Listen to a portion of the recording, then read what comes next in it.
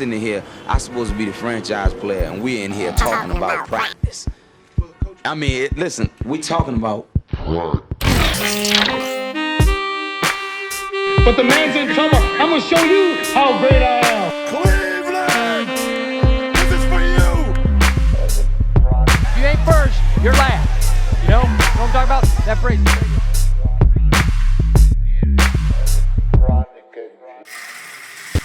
Folks, what is going on? Welcome to a new edition of the A&I podcast. I'm one half Arden Franklin.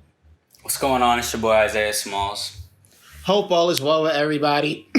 Post NFL draft. Wow, where's my water? But we're gonna keep that going for the people. Yeah. We are here. Yeah. Post NFL draft. We're happy that you're here with us. Thank you so much, man. Happy May, my birthday month. Let's get it. Get it. God is good. Yes, of course, yes, you can find clips of the A&I podcast on FanDuel's YouTube channel as represented by FanDuel. You can find it on Arden and Isaiah's Twitters. I like speaking in third person sometimes. And thank you so much for folks rocking with us as always.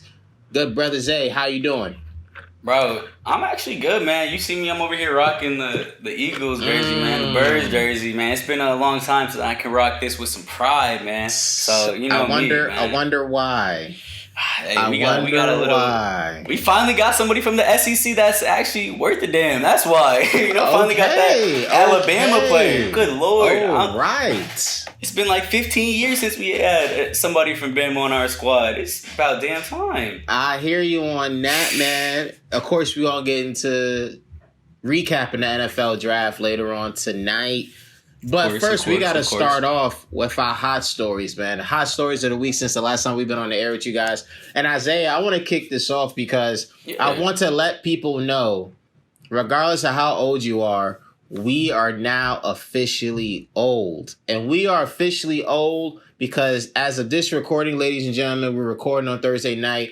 Earlier today on Thursday, the LA Angels released Albert Pujols. Oh, yeah. They released Albert Pujols, bruh. We are old, man. We are old to the point, bro. We are so old that we now identify Pujols as an angel. You know how long ago it feels like since we saw him in St. Louis with the Cardinals? Yeah. That's how long it's been. I remember him on the cover, I think, of what was it? MVP Baseball 2004 or something for PlayStation 2. Yeah, we are old, man. That's a big throwback right there. Dog, they released that, man, in the final year of a 10-year deal? 11-year deal? Hey, man, you got to get old sometime, man. We do, and we are. Sometime. Hey, folks, in case you haven't remembered, we've had the chance to watch Pujols play baseball on the West Coast for 10 years plus. And the Angels just released them today. Cheers to all of us. We are old. Of course. Hey, yes. Let me sip this little bit of water. We are old, yes, man. Sir. Yes, sir. Old and washed, man. Old and washed. Old and washed. Two-stepping, Millie rocking, won't stopping. Got to. Oh, snap. All right. So my heart story of today, I was kind of going back and forth between two, but I'm gonna save my second one for the he can't play joint. Today I just wanted to throw a special shout out to that boy Ant out in Minnesota. Dropped the 40 burger last night. And to me that wasn't the thing that stood out. You know what I'm saying? We all know Anthony Edwards can score with the best of them. But for me, it was the efficiency, because that's my thing with Ant Edwards, man. He's not that efficient. I think he's shooting like 40-something%, low 40s, from the field, and low 30s from three. That's not doing it. But, you know what I'm saying, last night, Wednesday, 17 for 22 from the field, 8 for 9 from three. Missed his only free throw, but I'll take that 8 for 9 from three, man. That, come on now. That's crazy. That's Steph Curry numbers, man. So, they lost. They did lose. But for me, I just want to give my boy Ian a special shout out for, holding it down. I gotta give him credit. He's been playing a lot better in recent months. Definitely. While I still believe the big baller Ben had DeRoy locked up, I will give credit to Ant for making it a little fun to watch. Know what I mean? But what? I don't know, man. We 20 know the games, vibes. man. 20 games. It's not going. I don't know, man. 20 games. Come on, y'all. Melo Y'all seen missed. the vision. No LaMelo. No playoffs for Charlotte if LaMelo ain't been in town. Oh, 110% Come correct. on, give that boy to Roy. I don't know, man. I've seen y'all be in the NBA. I've seen y'all give Malcolm Brogdon Rookie of the Year, bro. I do remember that. I seen that, dog. Over Joel, even though Joel played man. like 20 games that year. Come on, man. The best ability is availability, my guy. So that is true. I don't know. But for the LaMelos of the world, I will be a hypocrite and go against my favorite quote. Hey, I'm not mad at it though. I'm definitely not mad at it. Before the injury, you might have had me. Post injury, we'll see. We'll see how he finishes up the season. Yeah. But speaking actually of finishing up the season, that boy Russ out in Washington. I didn't even realize that he was this close to breaking, Oscar Robertson's, triple-double career record, man. He's been on one. That record stood for some time, man. What, like 40? What are we? Yeah, that over 40 years. Over probably 40 close years. to 50. Definitely closer to 50. Oscar Robertson, Big O, 181 triple-doubles. Russ has been like a madman towards the end of this year, man. He's at 179 right now. And so I guess the biggest question for me, for Arden, for obviously all the listeners, is what's Russ's legacy? You know what I'm saying? It's he got the All-Stars, definitely got the All-NBAs, but he don't got that ring. That ring, you stopped at the right finger. Or actually, hold on, I don't know what. And MVP. We gotta he do got the MVP. Definitely got the MVP. Doesn't he have a gold medal? Yes. Yeah. Has a gold medal. That's great. Absolutely. All that's great. And it's crazy, I saw that Big O quote, players don't win chips by themselves. But that man, Russ wasn't by himself. 8 years. Well, let's say 7 because KD got hurt. Yeah. 1 year. So 8 years. 7, excuse me. 7 years. He had, in my opinion, the greatest scorer in NBA history. Couldn't, get over the hump. And I know, that what is that? That 2016 year kind of stands out as like, oh my God, like that was their time to do it. Up 3-1 over 73-9 Warriors. That was the time to close it out. Mm-hmm. That was the time, but they couldn't. So I guess I wanted to ask you, what, in your opinion, what's Russ's legacy? Because I don't think we have to argue that Russ is a Hall of Famer. Like he's getting. Oh, definitely not. He's getting in there. You know what I'm saying? You can talk all you want about how he might not fit today's NBA and the turnovers. It's all good, but nobody can stuff a stat sheet like Russ. So to you, what's Russ's legacy, man? Russ, it's funny when I was thinking about Russ's legacy. I know, and I feel like I have a very accurate player comp because I was recently watching. Well, I'm halfway through watching the multi-part docuseries about Inside the NBA on HBO Max, which I highly recommend. Yeah, I gotta all of you guys to watch. Yeah. It's actually pretty good. It's 4 episodes because obviously for the big 4 for Inside the NBA, and it's focused on each of them. And as I'm like 2.5 way through, as I'm watching a Charles Barkley episode, I realized yo, that's Russell Westbrook. The player that played bigger than their size, the player that all of those who know the game say, hey, he was a bad man. He was among the best of the best. Of course. That's him. And I think he's one of those players that, even if you're somebody like me, right? Back in the day, I was definitely very critical of Westbrook. Of course, I've made it public, and I will always stand by how I feel like he shouldn't have won the MVP his year. But for me, I have become very appreciative of who Westbrook is. That doesn't mean, I can't criticize him based off of basketball play, but I'm not as critical as I was of him when it came to legacy. When it came to, okay, what are you going to do without KD? What are you going to do with Harden? You know, I never entertained the fact that, damn, dog, what does it say about you that you got shipped to Washington for John Wall and 2 bags of chips and a Gatorade? I never held that against Agent Zero, the Agent Zero 2.0, because the original Agent Zero will always be Gilbert Arenas. Gilbert, of course. In terms of legacy, definite Hall of Famer. Definite one of the best players I've ever seen. One of the most exciting players I've ever seen. A true example of a franchise player. The relationship that he's had with Oklahoma City. And the fact that, look, we've seen Westbrook go to teams, 2 different teams now. And as crazy as this may sound to people, he left a positive impact on each of those teams. Well, yeah. Houston, he had a positive impact. Washington, so far, he's having a positive impact. Yeah. To me, I have no crazy criticisms or whatever for Westbrook. That dude is the man. Off the court.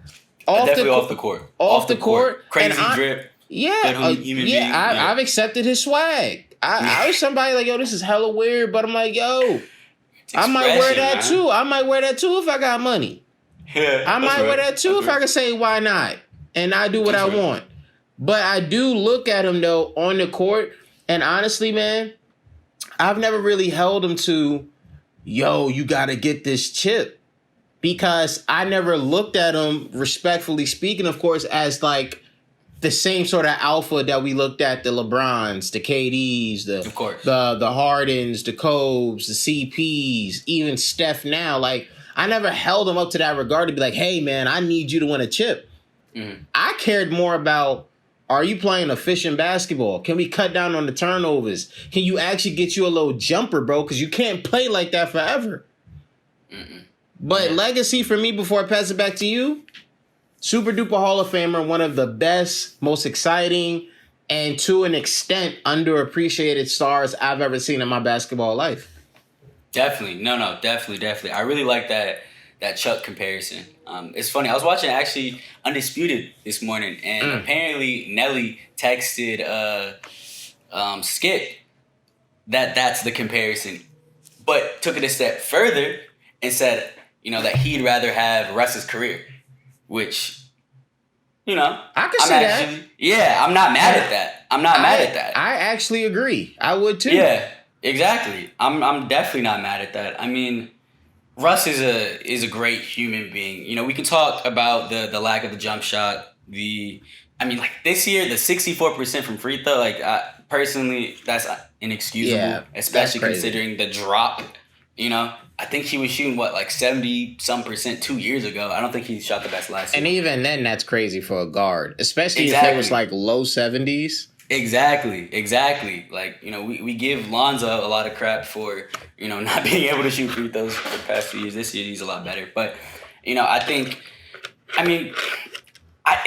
Russ kind of came in at the wrong time in the NBA. You know, the league kind of shifted right around him. I like to think about how Russ would have been crazy to watch in like the 90s. You know what I'm saying? Personally, because, you know, the reliance on that 3-ball wasn't as big. You know what I'm saying? But nowadays in 2021, you know, we have 7-footers shooting threes. You know what I'm saying? Mm-hmm. Joel Embiid shooting 40+% from behind the arc. Nikola Jokic 40+% from behind the arc. So to have a guard that, you know, doesn't shoot that, but I mean, doesn't shoot at least, you know, high 30s, high to mid 30s. Give me that 36% average. You know what I'm saying? And we'll be straight.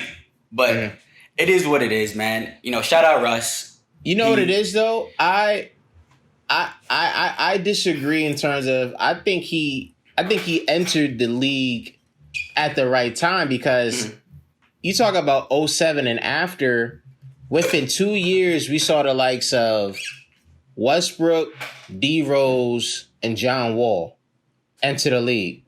And I remember around that same time Eric Bledsoe came into the league. And a lot of these 6 foot and over athletic guards changed the game. I think what ultimately shaped Westbrook's career was the fact that he was playing next to Kevin Durant. Because when we look at KD and we already had those expectations for KD, like, oh yeah, he's the next one of those. he's the leader, he's that guy, and you have another guy who plays as if he's basically Kevin Durant. That's what people used to think and feel. It made him look like, yo, you're a square fit trying to fit into a circle. It was very weird for a lot of people. Now, over the years, it's gotten easier because, like, if Westbrook would have entered the league in a situation that he's been over the last 5 years, right? In OKC when it was just him, at times in Houston and Washington when it was just him, Westbrook's career would have been judged differently because it's like, yeah, we get it. Think of it this way, right? Imagine if Ja Morant would have entered the league and Jared Jackson was billed as like Kevin Durant or similar. Yeah. We would be seeing Ja having some different conversations too. Because Of course. It's easier to accept Ja, and of course Ja has been successful and productive, but it's easier to look at him because it's like, all right, he's the man of the team. It's easier to look at somebody that way. But when you have somebody that's coming in that way with that swagger, that style of play, that aggressiveness, and it's more evident than the guy who's supposed to be the number one, it's gonna be crazy to people. It's gonna be absolutely crazy. Like imagine if Kyrie entered the league playing with LeBron. Yeah. And we know how Kai plays. Like it would have been crazy, but we had the chance to watch him by himself. We got accustomed to him. So I think he was able to fit in the league. It's just, dog, you freaking end up playing with KD for 7 years, and we saw the circumstances. It effed up a whole lot of people. No, definitely. I think that's a good point. I was just talking about style of play wise. I understand where you're talking about with that prototypical athletic, boom on your head type guard. Because if you remember, that was the shift. Yeah, of course, that was the shift. But then it shifted right back. Like what? It shifted. Well, not right back, but it shifted in a totally different direction. What is that? I think personally, I was actually having this conversation the other day with the homie, and I'm gonna transition out of this in a second. But like I think that the league kind of changed around Russ. You know what I'm saying? I think that if he would have, and I think you brought up a great point. If he would have kind of entered into the league by himself, it would have been like, okay, cool. Like our expectations were definitely higher for him because of how he played and who he played with. And that's, is that unfair? Sure. Like I don't think that, I think everyone will admit that that's a little bit unfair, but I think, if you are one of those players that invite that sort of, criticism on that. And the thing about Russ is that Russ doesn't give about what we think. You know what I'm saying? And that's one of the things that we love about Russ. You know what I'm saying? Yeah. He just doesn't care about anything when it comes to media's perception of him. I think Kyrie should take a masterclass in Russ's lack of care towards the media, because Kyrie doesn't care the same way, but it just comes out totally different. Yeah. But my thing with Russ though is that, he's always going to be exciting to watch. That MVP season, I don't care what you say, he made watching the OKC Thunder fun, and I didn't think that was going to happen. I would never take that away. I think that was one of those narratives, you know what I'm saying, that kind of just influenced that MVP stuff. So I get it though. I got a thought for the MVP talk we'll have later. Okay. Speaking of narrative, I have something for the MVP talk. That's for later though. I've been stewing on that, brewing on that. Okay. All right. Well, let's we'll talk about that a little bit. Mm-hmm. Before that, let's kind of let's switch over to football. We're gonna go right back to basketball, but let's switch over to football, man. Draft day, first day. Everyone's kind of just excited for their team. Personally, I was holding my breath. I was scared as hell. But that's just years of just mistrusts and just poor drafting decisions. But that's neither here nor there. I think the bombshell that kind of took everyone by surprise was this Aaron Rodgers news. And I don't know if you saw this today, but Adam Schefter basically he put it out on that day, and this is what I'm thinking. He put it out on that day because I've done something similar, He's put it out on that day because he knew that people would be searching NFL, But, and he specifically said that, like, there is no new updates on this Aaron Rodgers. And I got to actually say what actually happened. Aaron Rodgers doesn't want to play for the Packers anymore. That's the big thing. Aaron Rodgers does not want to play for the Packers, which is crazy, just because of who he is and, one of those, amazing quarterbacks. But, Adam Schefter said that he didn't, he put it out that day just because, it was a long time coming. And so the question on everyone's mind is, are you surprised? What's going to happen next? To me, it kind of caught me by surprise. Oh, really? I thought it did, because keep my pose like this. If you're going to, my thing is like, he's pissed that they didn't, draft more weapons. I understand that entirely, but why not be pissed and have this come out last year after you draft Jordan Love? It should be like, yo, what? Like, y'all drafted my replacement already? Bet. Like, it's over. I don't want to play for y'all. Personally, that's my only issue with it. In terms of being surprised, I guess maybe surprise is the wrong word. My biggest issue was just the timing of it. You know what I'm saying? Like, do it last year, before the season starts. But I understand. And he balled this year, first of all. He balled. MVP. He balled.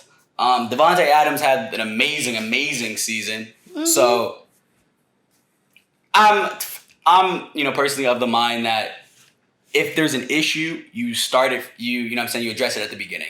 But hey, that's not how everyone is. I've had my moments of not being as super confrontational, but like him making fun of people in the group chat too. I know you saw that. Yeah, that was crazy, like, bro. Come on, bro. Like, that's hella passive aggressive, bro. Nah, what was whack about that was he called the GM or whoever it was Jerry Krause, and I'm like, Aaron, you wish you had Jerry Krause. Exactly. You wish you had Jerry Krause, bro. Jerry Krause wanted to put a team together. Like, let's not. Hey, let me say this, right? To answer the question. First of all, I'm like this because me and Chef was on the same wave. Yeah. I stepped out there as early as January and said after the Packers and I said after the Packers lost, I don't see why Aaron Rodgers would play for this team. I said it that early and even wrote an article about it. And here's why, ladies and gentlemen, in all seriousness. I'm going to give you a word and a number to focus on. The word is great. The number is 10. Great. Arden, how does that come about? I'll tell you why, folks, and Isaiah. It's officially been over 10 years since the Packers have been in the Super Bowl, bro. Matt, over 10 years since they appeared. They appeared. I'm not talking about since they won. Since they appeared. In the Aaron Rodgers era, he's only been in one Super Bowl. And that was the one Super Bowl they won, which was 2010. So keep that number in mind. 10. Actually, I'll give you a second number. 4. You know what 4 is? 0 for 4 in NFC title games, bruh. Since they've last been in the Super Bowl. Yeah. So it's been over 10 years since we've won one or appeared in one. We're 0 for 4 in NFC title games. And here is the biggest word. Great. Yes, the Green Bay Packers have done a solid, heck, even a good job building around Aaron Rodgers. But Aaron Rodgers is an all-time great. I will say it again. He is an all-time great. Of course. So when you have an all-time great, you have to do a great job building around an all-time great. Everybody want to be surprised. Oh, I can't believe 10 years. Yeah, 0 for 4. It's been a minute. 0 for 4 in NFC title games. And every other time we've seen them in an NFC title game, they have their pants pulled down on national television. They basically got 21 in the first half by Tampa. Sheesh, yeah.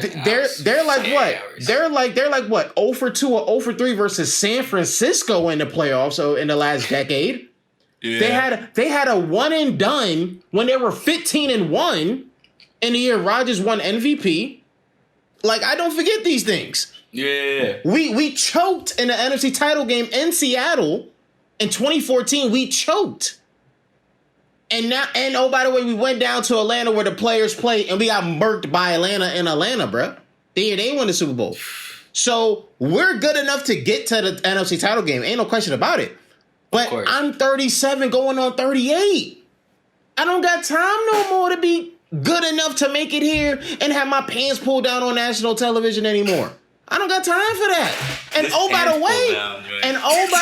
because it's true. And by the way, folks, y'all wasted 2 of my prime years with Mike McCarthy being straight garbage, and then you had the nerve, the audacity to let Joe Philbin coach me?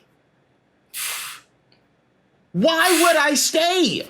Would I stay? Jordan Love, that's supposed to piss me off? Y'all let Joe Philbin coach me, and we're 0 for 3 and now 0 for 4 at NFC title games, and it's been 10 plus years since we've been in the big dance, dog. Yeah, I will rather go. And you know who they should blame now? Tom Brady. Because I remember that day when the news came out. Oh, it was lit on the timeline. That was the first time in a long time I was watching ESPN. I was like, oh, I gotta watch this. What's the word? What's the vibe like? Yeah. I gotta see this. Yeah. The thing they kept missing out on, because it was like, well, how many situations Rodgers could go to? You know, Green Bay just made the NFC title game. Did we not just see Thomas Edward Brady take a Buccaneers team that hadn't made the playoffs since 2008 to the chip and won? Yeah. We just saw that. The NFL is getting a little bit of NBA in them now. We used to be, it's about systems and personnel. Dog, we at the point where all you need is one guy. Yeah. And if that one guy changes your culture, like Brady just did in Tampa, you don't think Aaron Rodgers is thinking, dog, that could be me? Yeah. I definitely believe Aaron Rodgers could win a Super Bowl next year with a new team. What team though? That's the question. Honestly, it has to be the right team. The team I really like him to be, because they have a history of dealing with quarterbacks like Rodgers seeking a transition. It's really easy. It would have been the Denver Broncos. The Broncos have history. Last time I checked, they took my GOAT, Peyton. Yeah. Made the Super Bowl in their second year. We know what happened. But hey, he delivered a chip to them before he went away. I don't think he delivered that. Von Miller delivered that one, but you know what I mean. Like I got you. Von Miller, yes, that game, no fly zone, but all the years working up into that, that was 18. Of course, and he still had a little in the tuck, AFC title game. He still had a little something, but that defense for sure. I look at Denver as that spot. They're trying to build up the no-fly zone defense 2.0. They got receivers. Jerry Jeudy, Cortland Sutton, Fant at tight end, solid O-line. You put Rodgers and Denver, and we could put together a plan. And oh, by the way, Mr. Elway knows what it's like to be a late-stage quarterback at this point in his career and win. I like that. And win. Yeah. I'll take him in Denver. They've proven to do it. They did it with Elway. They did it with Peyton. And I think they would do it with Aaron. I really think so. Wow. But as I pass it back to you, hell no, I'm not surprised. Yeah. I seen it. Yeah. You saw it coming. I seen the vision. That's why that's why I was with Schefter like this. Hey, bro, I ain't had no sources too, but I could tell. I could tell. He ain't happy. He ain't happy. I could tell. And I seen some comments like getting mad at Schefter. Oh, man, you just had all that info and you waited till the draft? Yes, stupid. Yeah. Why would I give it the day after on day 2? Yeah, of course not. You give it day lit. 1. It's lit. You definitely give it day 1. Put a little bit of spice in that draft. Make it a little spicy out there. I was like this with Schefter. I was like, hey, man, I see it. Yeah. You can't tell me. Yeah. For real. Yeah. Who now the thing that's escaping me, and who's Denver's running back? It's Philip Lindsay isn't still there. They let him go. I don't even know either. I ain't gonna lie. Yeah, let's look that up real quick. Let's look that up. But I do believe in the weapons that they got. Yeah. I mean I definitely like they still have Melvin Gordon. Oh, they got Javonte Williams out of UNC this year, which is he's pretty solid. Yeah. That running back tandem and UNC was. But yeah, Jerry Jeudy. Yeah, I definitely like Jerry Jeudy. Definitely like Cortland Sutton. Hopefully, he'll get Fant right at tight end. Yep. He got receivers. Yeah, no, and definitely. And it's all a matter of look. Folks won't be like, oh, he needs to work with all pro. No, he don't. He's Aaron Rodgers. Yeah. Yeah, like y'all forgot that outside of Jordy Nelson, outside of Randall Cobb, outside of Greg Jennings back in the day, Donald Driver back in the day, and now Devontae Adams, you know how many random receivers we seen Aaron Rodgers play with, and them boys is looking good? I hadn't seen somebody do that since Peyton. Yeah. Just play with anybody, dog. Anybody. Yeah. Demaryius Thomas, you get a bag off of just running screenplays for touchdowns. Julius Thomas, you get a bag. Eric Decker, you get a bag. Everybody getting bags. As long as you play with me and I get time in the pocket. Yeah. Oh, come on, man. I've seen them play with undrafted guys who we don't hear about after they leave Green Bay. Yeah. Greatness. Nah, I'm all for it. I mean, we'll see where he goes. I think that's what makes, this season, it's going to be fun. It's going to be a real fun season. But personally, what I'm looking forward to, who I think, San Fran, that's the team that I'm looking at, because what you going to do? They have the tools, they have the weapons, let's not get me started on Kittle. Them boys at receiver. Ooh. Samuels and them. Yep, Samuels, yep. So we'll see. And of course they have that defense, so he'll be good on either side. So I don't know. We'll see. I'm looking forward to it, but it's scary hours that out there for Green Bay. They better hope Jordan Love pan out. Let's hope so. Hey, man, Rodgers is newly engaged. He got a bit of that Jeopardy money now. He ain't got to go back. And I'm real. With him. Go back for what? That's real. Go back for what? Come on, that's man. Very, very real. Doing that stupid old, let the fans own the team. You see what happens when you don't got no owner? Now we got to rely on a random front office because we ain't got no owner because we let everybody buy a part of the team for 1 cent. Come on, man. Never that. I'm right there with you, 12. We out. We are out, bro. I'm for it. I just hope he don't come over. Actually, let's get him out the NFC though. I'm totally fine with that. It's not like the Eagles ain't gonna do anything anytime soon, but I'm fine with him out the NFC. So let's see what happens. But now, ladies and gentlemen, it's time for one of my favorite segments. Let's get it. No. Go ahead. This man was a bona fide scrub. He can't play. Hey man, it's time for he or she can't play, where we highlight some of the missteps. Let's say that the missteps on the field or off the field. Just gotta have something to do with sports. You gonna start it or you want me to start it? You can kick it off, good brother. Yo, this is something that happened today. Actually, here in Dade, you know what I'm saying? Down the way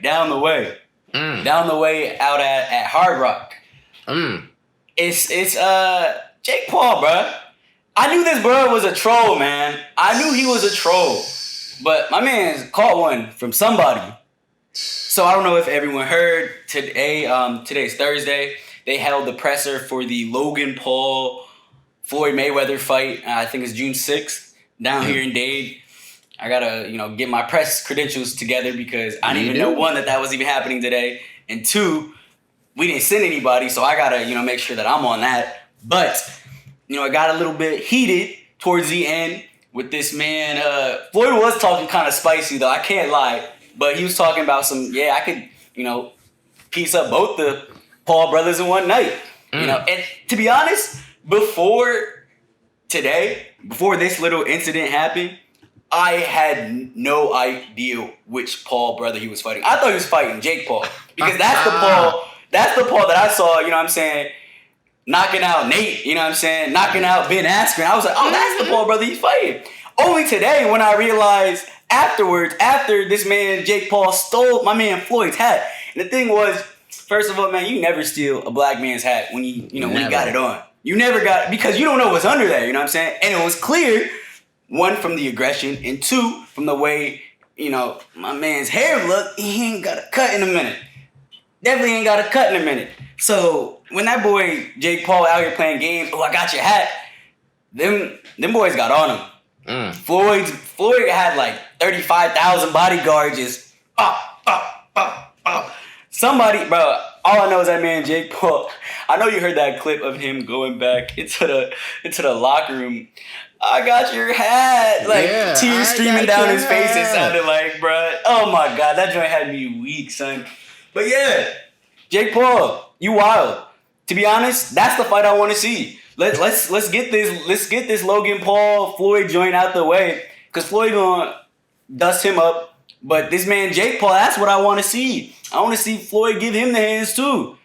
They setting that up, man. I seen the video of Floyd be like, I'm gonna kill him. I'm like, hey man, I'm gonna kill. I'm like, hey bro, I've seen you do way better acting with McGregor. I do not believe that one bit, bro. I've seen you do. You think that joint was playing? Man, Floyd know how to sell some tickets.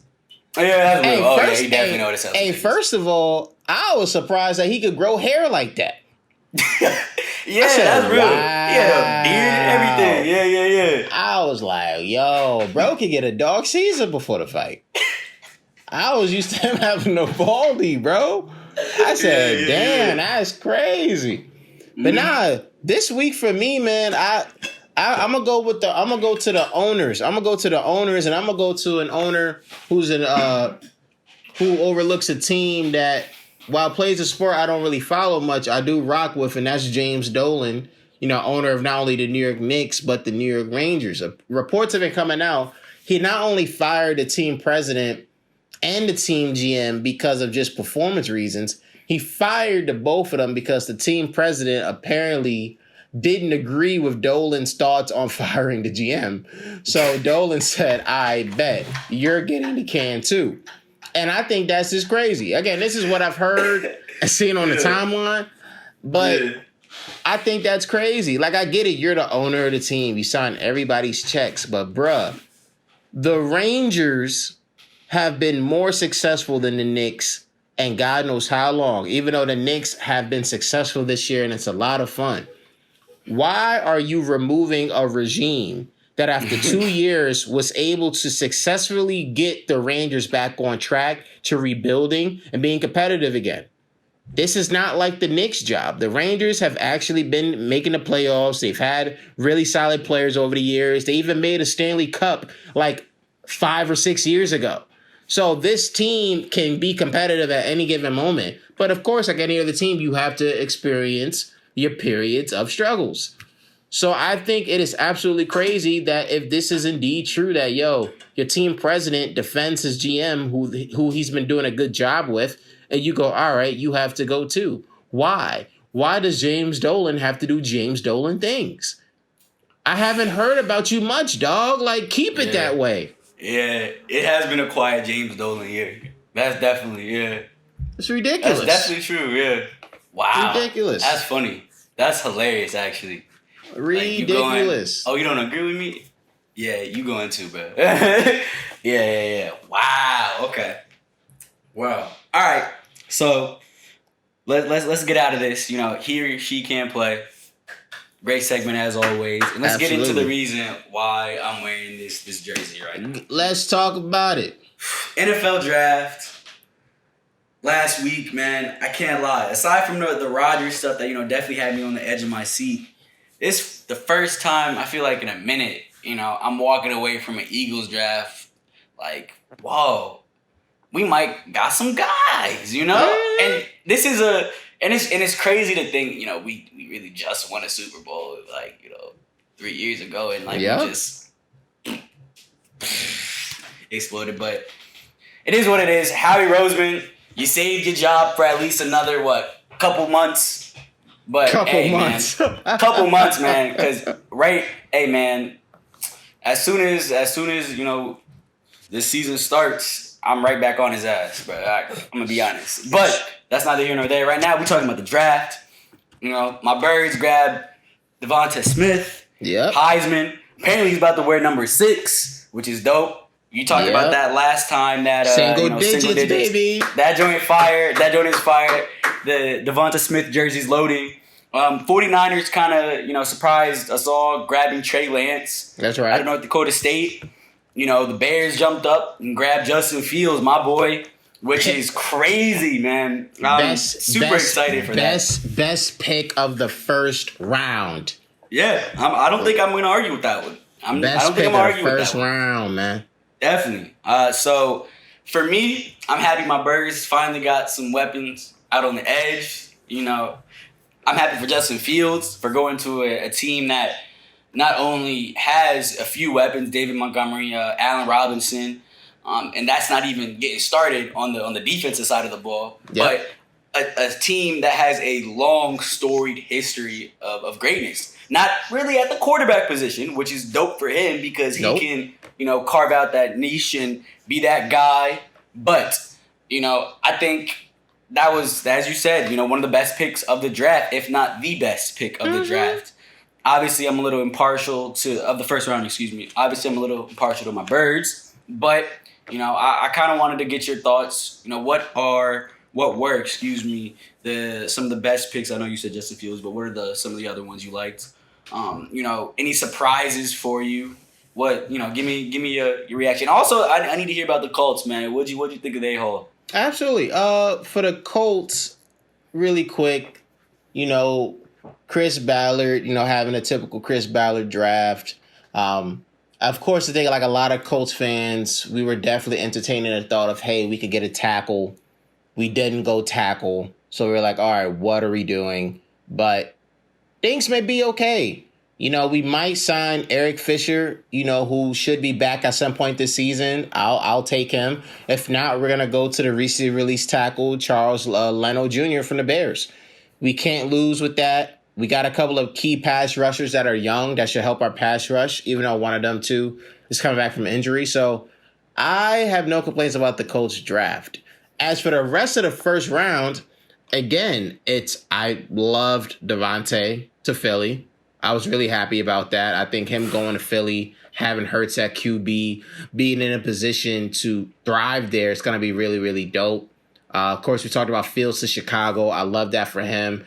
Detroit got one hell of a pick in that tackle. Yeah. And I will still say, even if Chase is successful, and I like Chase, Bengals, until otherwise, you have still committed malpractice against Joe Burrow. You have still committed malpractice against Joe Burrow. No disrespect to Chase. Real. Chase is nice. I know he's nice, and I get why you were enticed to pick him.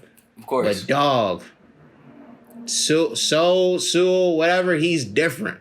Yeah. That Oregon tackle was different. And I know folks be like, well, you could always find a tackle. Let me tell you something. When there's standout offensive linemen in a draft, you always go with standout offensive linemen.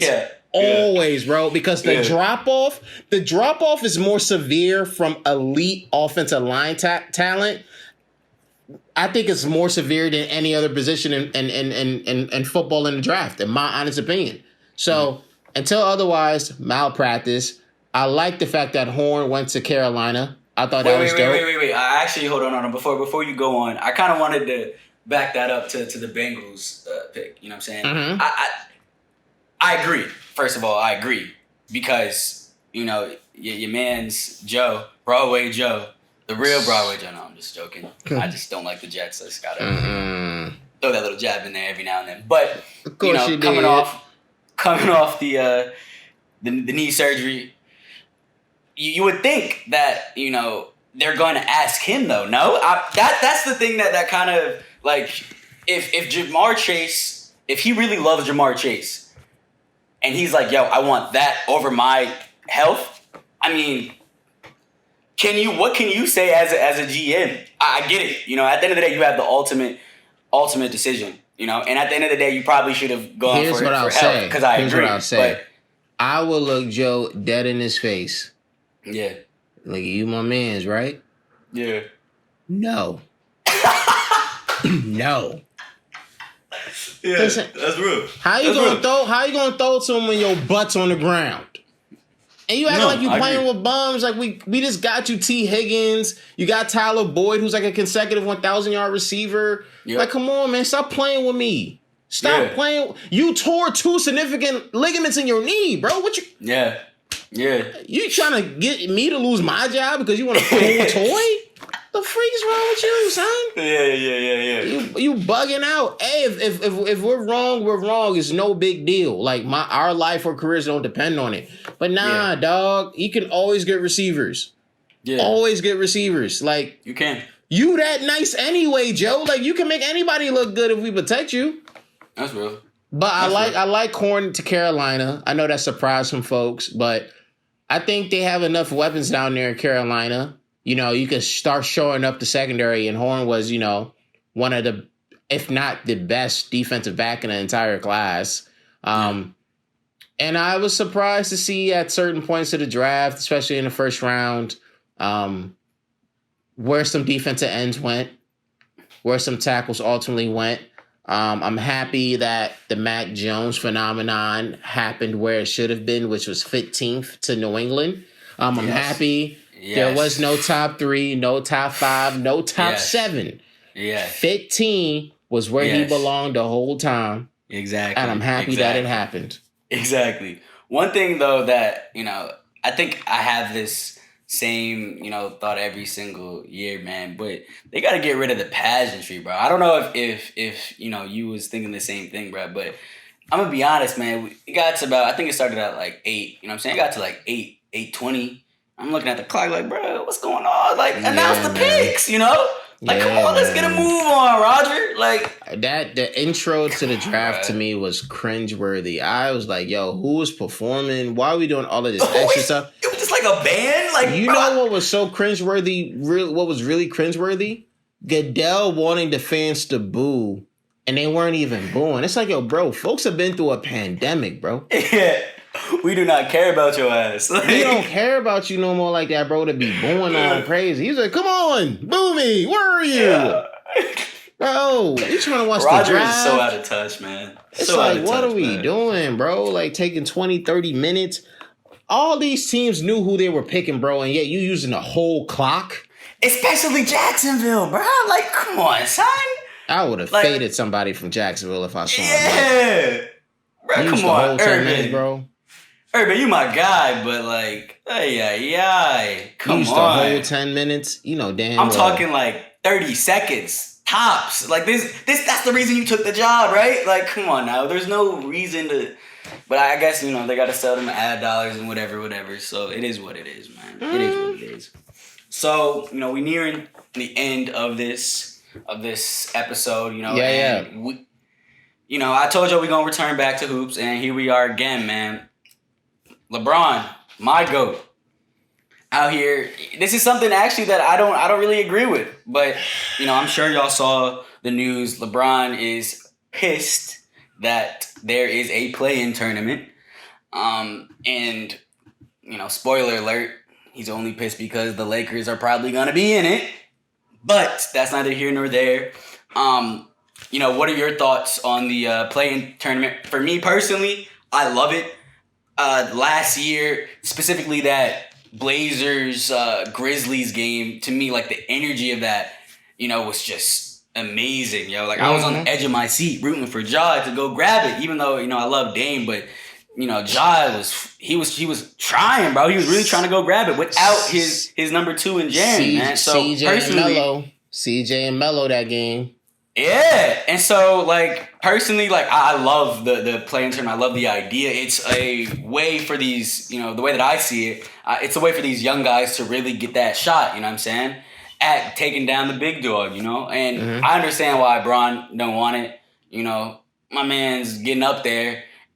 He been in the playoffs for, you know, God knows how many straight years. Well, actually, no. Actually, because that the year before last, he didn't make it. So he's been in the playoffs a lot of times. So that's the point. And so he's never had to deal with the play-in tournament. And I understand, you know, if I'm, you know, 30 plus, my ankle is a little walk. You know, my knees ain't what they used to be. I wouldn't want to play to get in the playoffs either, because it's like, come on, bro. Like, y'all know my resume. Y'all know who I am. Y'all see what I do. But, Bron, that's not nobody's fault except your Lakers, bro. Y'all, once AD and you actually, Bron, went down, y'all was looking like a lottery bound team. And to me, that was surprising. At least y'all still got them pieces from that championship team. At least y'all guys was supposed to step up and be like, yo, we got to hold down the fort. But, with Bron out, I think tonight, and I think he said he's going to play next week, hopefully. I think the Lakers got to come together and just be like, yo, they think that we soft without Bron. Let's show them who we really are. Let's go grab it so we don't have to worry about a play-in tournament. But, jury's still out on that one. Arden, what are your thoughts on the play-in tournament? Hey, first of all, rarely do I use the word disappoint with LeBron, but I was very disappointed in LeBron's comments. Yeah, man. I was very disappointed. First of all, you actually was for the play-in tournament last year. What happened to that? You was for it. You was for it last year. Total switch. I felt the same way when I heard the Dallas Mavericks talk about it. Listen, I love the play-in tournament. Anything to make, excuse my language, the boring-ass NBA regular season more exciting, we need that. They already play too many games. We should never have an 82-game season. 70-plus games is already a lot. The league is already trash with who they schedule to play on national television. We need more exciting regular season incentives to follow along. So, yes, I like the play-in tournament for that. I like the play-in tournament for the fact that, again, any team that's in a lottery is in a lottery because they're not good. It forces everybody to accept the reality of their situation for the entire season. If you are bad, you will be bad for the entire year and not be somebody who can make a choice to be bad. If you are good or if you're solid, you have every choice to be that way because it will be even more blatant and asinine for you to take a step back. So I love the play-in tournament. And again, it's that simple. LA, Dallas, if you don't want that play-in smoke, stay in the top 6. It's that simple. If you're the Lakers right now, I'm looking at the standings. They're 6th in the West. They're tied with Dallas. The biggest thing they got to do is, in the words of the late Al Davis, you just have to keep on winning. Excuse me. It's as simple as that. Keep on winning. You guys have slacked off so much. You're not catching the Clippers. The Clippers are the 4th seed, and they're up 6.5 games. That's not even a thought. But what you can do, though, is put yourself in a position to be like, hey, we got to stay in. We got to stay in. We got to stay out of the play-in tournament, and you got to deal with the cards that you're dealt. Because if you get the 5th seed, chances are you'll run into a first-round matchup with the Clippers, or you can stay at 6 and face Denver. Either way, the choice is yours. But the biggest thing is, if you scared of that play-in smoke, and I would be too, look, you got the chef waiting for you in a one-game situation. I wouldn't want to face Steph Curry either. Nope. You got a young, let me double check the standings again. You got a young Memphis team at 8. I wouldn't want to face them either. You got Portland at 7. I wouldn't want to face them either. Definitely not trying to face. Dang. Heck, I'll even say this, and I know some folks might be like, yo, Arden, you're bugging. Bro, I would not want to face for a trip to the playoffs a Coach Popovich team for one game. I don't care who is on that roster. Greg Popovich is coaching. I don't want to deal with... All 4 of those teams are killers. Let them beat up on themselves, man. I'm staying out of this. So if you're the Lakers, win. Yeah, no, it's really that simple. And I think even out east, I don't think anyone really wants to face that Wizards team either. The way that they're starting to click right now, man. Hey, I don't think you want to face them. Russ and Bradley Beal. Bradley Beal can drop 40 any moment. Russ, he's going to get you a triple-double. I don't think you want to face them either, man. It's crazy to realize. I'm looking at the East right now. Yo, Boston could be in a play-in tournament. Yep. Them and Miami could switch spots. That's nuts. Definitely easy.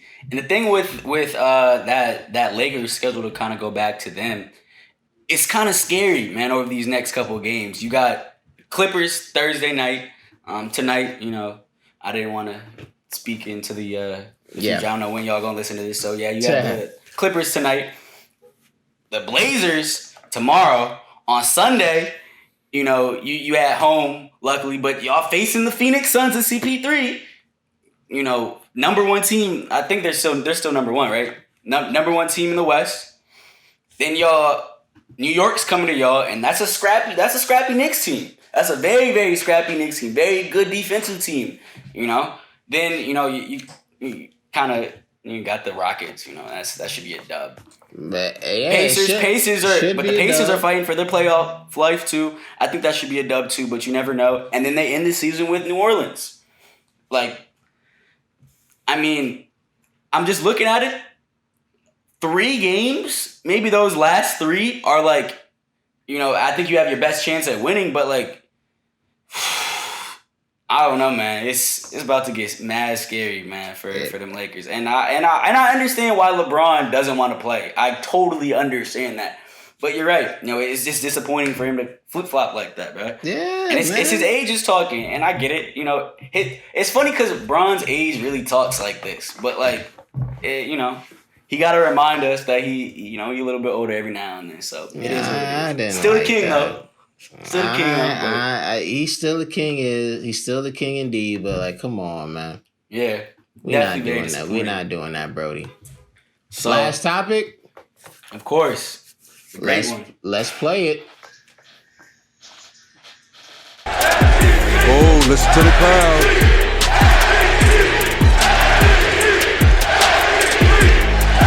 What do we got, Isaiah? MVP talk? Of course. Hey, man. I've kind of been on this train for a couple weeks, more than a couple weeks, months. I feel like now, I don't know how many different ways I can put it. Nikola Jokic is the MVP, and I believe you said it yourself. Let's give credit when credit's due. You said it yourself. Yep. If they make it to that 3rd spot, you got to give it to them. And I know you've been looking at the standings. Where they at? Yep, they're in the 3rd spot. Exactly. 44-22. And to me, I think what's gotten even more impressive about what Jokic is doing, the Joker is doing out in Denver, is the fact that he's been without Jamal Murray. I almost said Ja Morant. Them J's almost messed me up. J M's too, dang.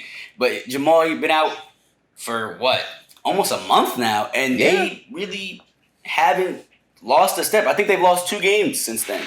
That's to me that's very impressive because it's okay, cool. The situation. I'm not gonna have that number 2, but it's all good. You know what I'm saying? Let me just put the team on my back real quick. Yes, sir. He's been balling, bro. Top 10 in rebounds and assists, and I think he's top 12 for points. Number 12th right now, points. Number 1 in player efficiency rating. And get this, I think last time I checked, he was number 2 in minutes played. Number 2 in minutes played. That's I think surprising. second to Julius Randle. So he's, statistically, he's arguably, he's a top 5 passer in the league right now. To me, the best passing big man of all time. That boy can throw that rock around.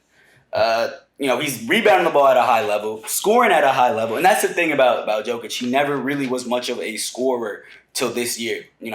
He always kind of deferred a little bit. He still got his buckets, but this is the first year that he's definitively yo, I'm pulling up, and y'all gonna have to catch these threes, these weird turnaround 1-leg joints that he does. Off-foot jumpers and stuff. His bag is so funny to me, bro. And I wanted to just read something real quick that John Hollinger at The Athletic pointed out, and he basically was just talking about why isn't this Jokic hype as big as it should be? And he said, the idea is that Jokic can't be the MVP because surely this doughy, slightly goofy center in the Rockies isn't the best player in the league. And I think he has a point, man. My man Jokic's body type, the way he plays the game, it's a lot slower, a lot more methodical. It it's not attractive for like the average NBA fan. You know what I'm saying? He's not jumping from the free throw line, booming it. You know what I'm saying? He's gonna throw you, a crazy dime before he gets a crazy dunk. And for real basketball, I don't want to say real basketball fans, but for people like us who watch the game, who study the game, there is a beauty to his style of play. Personally, I've loved watching Joker for the past like 3-4 years, and for him to get this recognition now, I think that's just the icing on the cake. Folks, Definitely. Edition of the A&I podcast. Thank you guys so much once again for tuning in. Remember, Yes, you can find it on FanDuel's YouTube channel. You can find it on my and Isaiah's Twitter pages. And again, this is Arden Franklin, one half of the show. And it's your boy Isaiah Smalls, the other half. Hey, wait, we should shout out our Twitters though. Like, I'm at St. Claude ST at. Oof. Jeez, maybe we shouldn't. It's like no. At St. Claude STCLAUDEII St. Claude the second. That's me. Where can they find you? Talk, ARDEN Sports Talk. That is the Twitter. Yes, sir. That's next time, man. Later.